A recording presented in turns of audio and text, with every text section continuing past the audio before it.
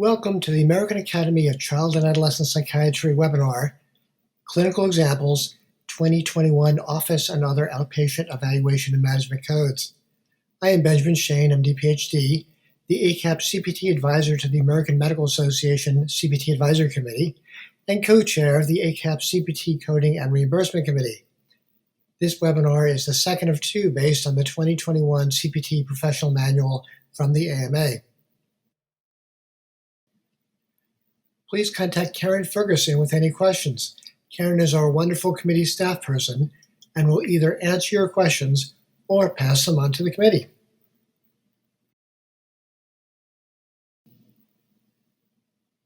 The CPT manual has a section called Appendix C, which contains clinical examples of E&M codes across specialties. The CPT editorial panel asked specialty societies to submit proposed revisions for the 2021 Office and Other Outpatient E&M codes, but not enough specialties participated. For now, examples related to these codes have been deleted from Appendix C. Nonetheless, ACAP and APA did submit proposed revised examples for Appendix C, now on hold, but still good illustrations of when to use specific codes. These examples, as well as additional ones written by the ACAP CPT Coding and Reimbursement Committee, are the examples in this webinar.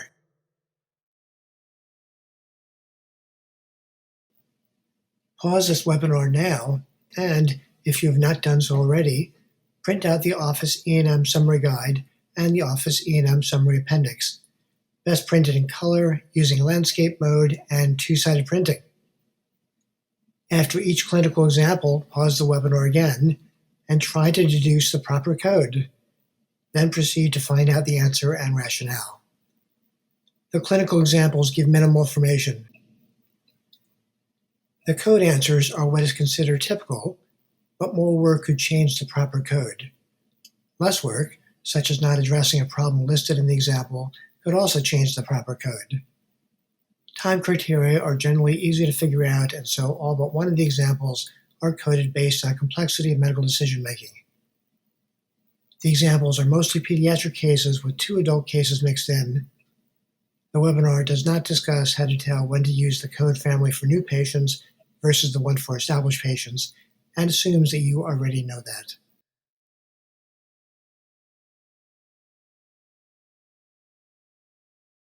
Example 1. Office visit for a 16-year-old female, established patient, with long-standing depression and recent intermittent moderate sadness. The depression is long-standing and presumably chronic, and the patient currently has an exacerbation of symptoms, thus, one or more chronic illnesses with exacerbation, progression, or side effects of treatment. As a reminder, chronic refers to a problem with an expected duration of at least a year or until the death of the patient. This expected duration should be based on what is typical of the particular illness and the patient's situation. Presumably also, this patient is having prescription drug management, or at least that option has been considered as part of shared medical decision-making, thus qualifying for prescription drug management. Together, these meet criteria for moderate medical decision-making and code 99214. Example 2. Initial office visit for an adolescent urgently referred after cutting wrists superficially with suicidal intent. The adolescent reports a relapse of chronic depression and hospitalization is considered. The depression is chronic and there was suicidal behavior and intent. This meets criteria for 1 acute or chronic illness or injury that poses a threat to life or bodily function.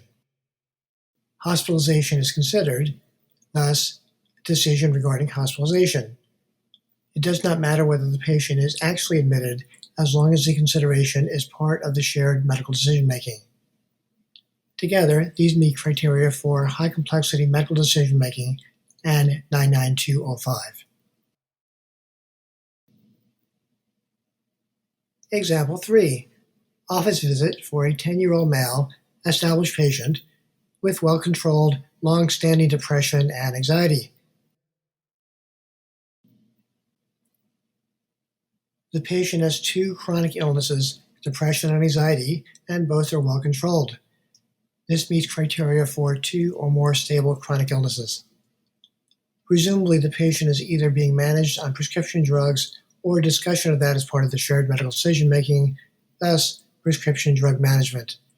Together, these meet criteria for moderate medical decision-making and 99214. Example 4. Office visit for an established adolescent patient with a history of bipolar disorder treated with lithium, seen on an urgent basis at family's request because of severe depressive symptoms.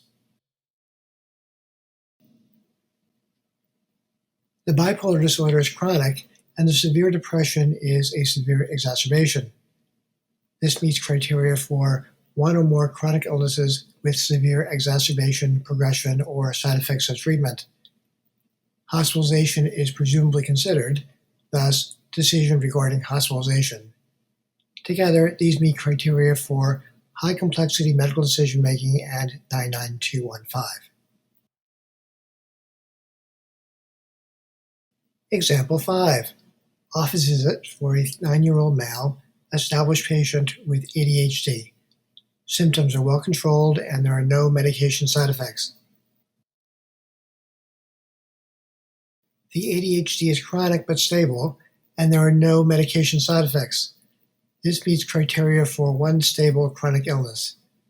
Medication is being managed, thus prescription drug management.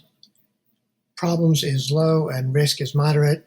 This is scored based on the best two, thus meets criteria for low complexity medical decision making and 99213. Example 6. Initial office visit for a 17-year-old male with acute onset of severe paranoid delusions and poor eating. The psychosis is acute and, combined with the poor eating, represents a threat to life or bodily function. The poor eating is important for a second reason. Remember from the introductory webinar, an acute illness only qualifies for high if it also has systemic symptoms. The poor eating is a systemic symptom. According to November 2020 CPT Assistant, in addition, the psychosis qualifies as having systemic symptoms based on the association between psychosis and inflammation. This is a good fallback, but it is best to document systemic symptoms, such as the poor eating. In any case, this encounter meets criteria for one acute or chronic illness or injury that poses a threat to life or bodily function. Hospitalization is considered, thus decision regarding hospitalization. Together, these meet criteria for high complexity medical decision making and 99205. Example 7. Office visit for a 13-year-old male, established patient with recent onset of mild to moderate auditory hallucinations. The auditory hallucinations is acute.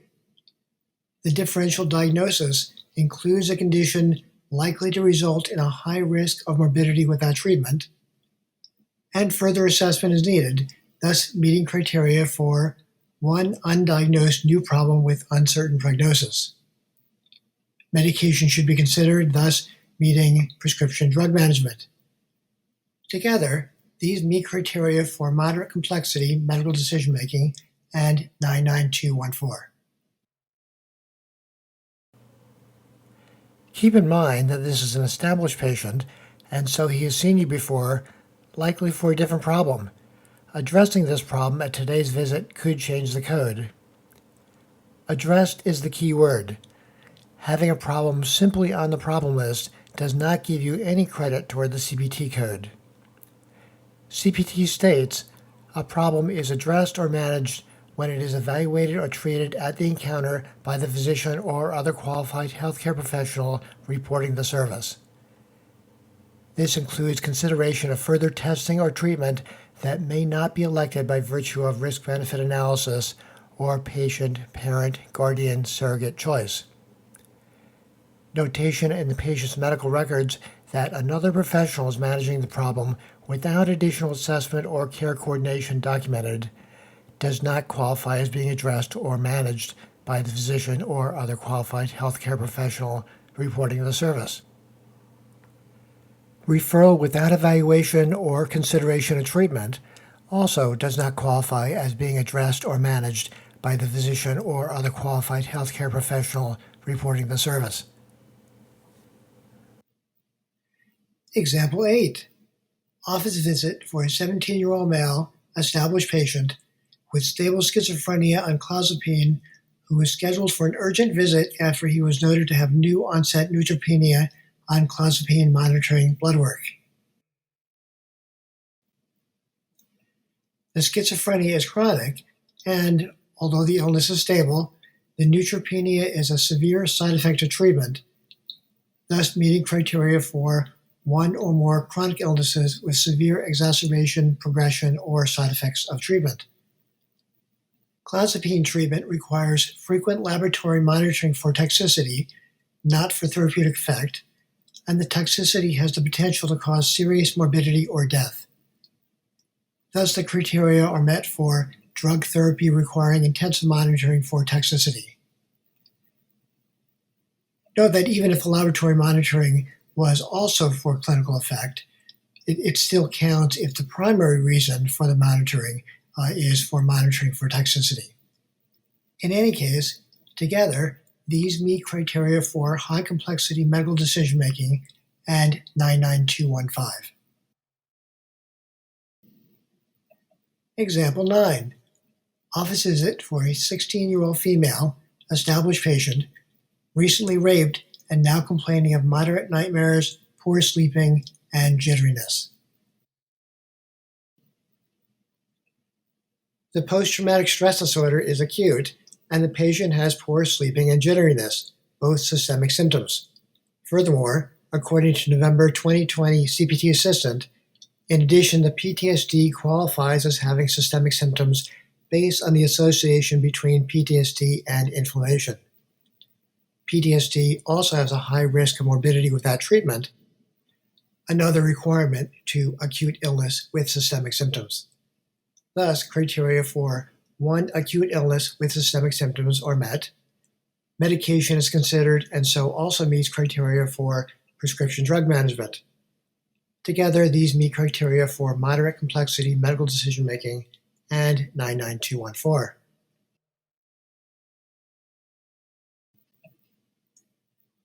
Example 10. Office visit for a prescription refill for a 35-year-old female established patient with schizophrenia who is stable but has run out of neuroleptic and is scheduled to be seen in a week. The patient has schizophrenia, which is chronic, but that is not the problem being addressed during the encounter. The problem being addressed is that the patient ran out of medication and needs a refill, making this a minimal problem. A minimal problem is a problem that may not require the presence of a physician or other qualified healthcare professional, but the service is provided under the physician's or other qualified healthcare professional's supervision. In the MDM table, this meets criteria for NA, thus meeting criteria for 99211. Example 11. Initial office visit for a child with a long history of bipolar disorder, ADHD, anxiety, and school problems, relatively stable and recently moved from another state. The bipolar disorder, ADHD, and anxiety are all chronic disorders and are stable, meeting criteria for 2 or more stable chronic illnesses. Medication is presumably discussed, meeting criteria for prescription drug management. Together, these meet criteria for moderate medical decision-making, and so the encounter would seem to be 99204. Not so fast. This is clearly a complex case. Total time during the calendar day of the encounter is highly unlikely to be less than 60 minutes for this encounter, making the proper code 99205, plus perhaps one or more units of 99417 if the total time is 75 minutes or more. The opinion of the ACAP coding committee is that, given the complexity of evaluating a child or adolescent, it would be unusual for any initial visit to have a total time of less than 60 minutes. For that reason, there are no clinical examples in this webinar of initial visits for children and adolescents that are less than 99205. As always, though, use and document your actual total time for coding by time. Example 12. Office visit for a 15-year-old female established patient who is concerned about being anxious on an upcoming plane trip. Anxiety about flying on an upcoming trip is likely to be self-limited, going away once the trip is over, thus meeting criteria for 1. Self-limited or minor problem. Medications are discussed, thus prescription drug management, but together this is still only straightforward medical decision-making and 99212. That said, if the encounter addressed other issues related to anxiety or other problems for which the patient is being managed, a higher level code would be appropriate. Example 13. Initial office visit for a 45-year-old female, last seen 4 years ago and since under the care of a different group, and now back, reporting recurrence of moderate sadness. The depression is chronic, and the patient is suffering from an exacerbation, which meets criteria for 1 or more chronic illnesses with exacerbation, progression, or side effects of treatment. The patient is put back on medications, thus prescription drug management. The patient was seen in the past, but it was more than 3 years ago, and since has not been seen by anyone in your group, making her a new patient. As a reminder, if she had been seen by someone in your group in the last 3 years, in the same specialty and subspecialty as you, for any service, she would have been an established patient for this encounter. Together, these meet criteria for moderate medical decision-making and 99204. But you say, couldn't we code based on time? Of course, that's always an option.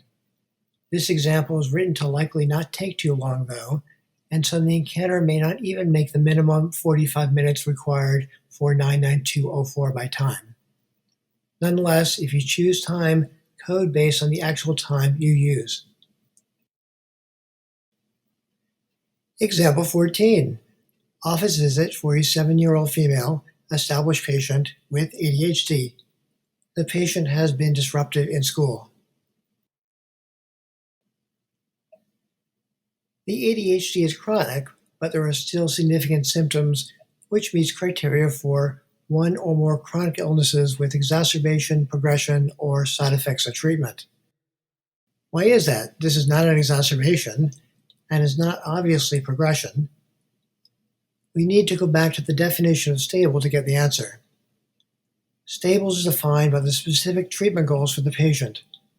This patient is disruptive in school and so clearly not at goal and thus not stable. This is a type of regression. The patient is prescribed medications, thus prescription drug management. Together, these meet criteria for moderate complexity medical decision-making and 99214. In 2012, just before psychiatry was to transition to using E&M codes, I wrote this holiday coding example, a progress note that I scored for coding purposes. Yes, it illustrates that I probably had too much time on my hands.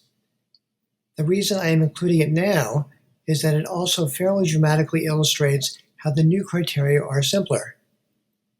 Chief complaint, first visit for a 6-year-old male complaining of somatic preoccupation, patient accompanied by obese older male wearing red coat and identified as patient's employer.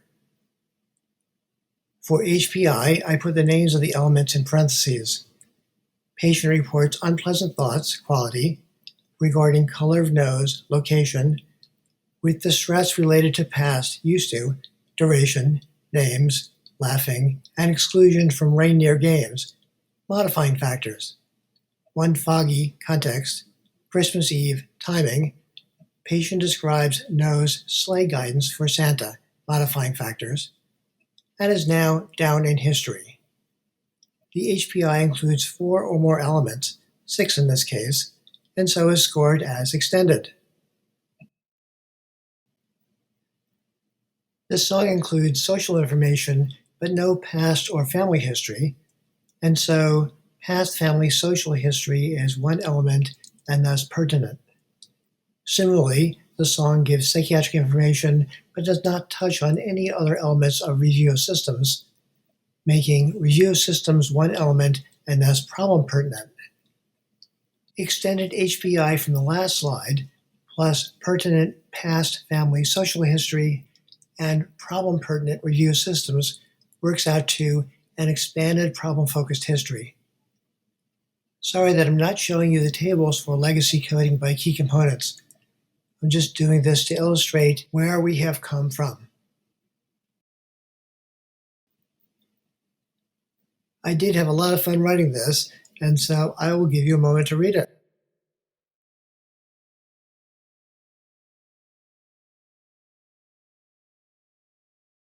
The examination has 6 elements, which meets criteria for an expanded problem-focused examination. I diagnosed the patient with body dysmorphic disorder and ordered a luminosity measure. I also diagnosed bipolar disorder, manic, with psychotic features. I'm sorry if this comes across as mean to reindeer. Now for the MDM scoring. The bipolar disorder counts as a new problem and is scored at 3 points. The body dysmorphic disorder with the luminosity measure is a new problem with a workup, and thus 4 points. The total is 7 points, and thus problems is scored as extensive, which is 4 or more points. For data, we get 1 point for the luminosity measure and 2 points for obtaining a history from Santa. The total is 3 points, and thus data is scored as multiple. For risk, the bipolar is chronic with severe progression and is thus high. Medical decision-making is the best 2 of 3 elements, and based on extensive problems and high risk, is scored as high complexity. In summary, history is expanded problem-focused, exam is expanded problem-focused, and MDM is high complexity. Since Rudolph is a new patient, the CPT code is selected based on all 3 key components, giving us a code of 99202. I know you were thinking 99205, but that needs both history and exam to be comprehensive. So it took 6 slides to show you coding with legacy criteria, and that is even without including the tables. Let's code it based on the 2021 criteria using MDM. We still get chronic illness with severe progression. With the legacy criteria, this satisfied the risk element. In 2021, problems is really risk of the problem, and so chronic illness with severe progression is in the problems column. Most of the time, manic psychosis would also get us decision regarding hospitalization. Even if the patient does not end up in the hospital, it is still a reasonable option to discuss as part of the shared medical decision-making. Note that the option does have to be reasonable. Since there are no reindeer psychiatric beds, we cannot use this one. Similarly, we will not be prescribing medication for a psychotic reindeer. There is an option available. Rudolph's social status related to being a reindeer significantly limited diagnosis and treatment. The best of 2 of problems and risk thus gives us moderate complexity medical decision-making and 99204. Thank you for making it through the second webinar on 2021 office and other outpatient E&M codes. Remember, contact Karen Ferguson at kferguson@acap.org or 202-587-9999 9670 with any questions. Code in good health.